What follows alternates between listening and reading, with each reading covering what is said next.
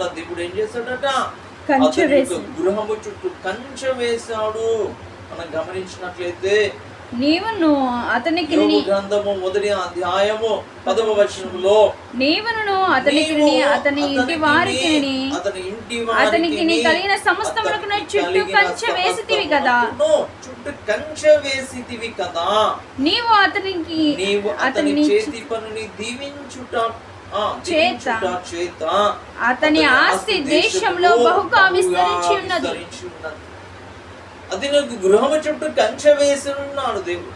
కంచె వేయడం వల్ల ఏమైంది, ఏ ఆపద రాదు, ఆ కుటుంబంలో ఎవరికి ఏ ఆపద రాదు, ఏ వ్యాధి రాదు, ఏ సాతాని ప్రభావం లేదు, ఏ మాంత్రిక ప్రభావం లేదు, ఏ శక్తులు కూడా గృహములో ప్రవేశించడానికి అవకాశం లేదు. అంత గొప్పగా దేవుడు ఏం చేశాడు, కంచె వేశాడు.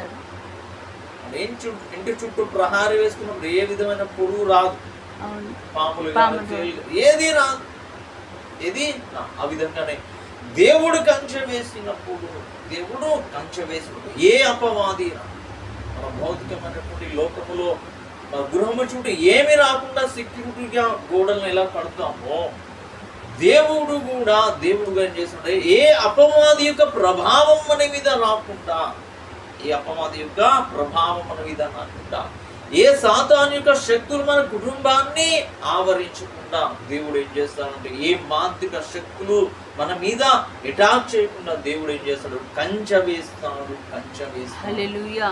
అది ఎవరికంటే యోబు యొక్క గృహము చుట్టూ కంచె వేస్తాడు. మనం గమనించినట్లయితే 10వ వచనములోనే అతని ఇంటి వారికి అతనికి కలిగిన సమస్తమునకు చుట్టూ కంచె వేసితివి కదా. కంచె వేసినప్పుడు అపవాదికి ఏం లేదు, అవకాశం లేదు.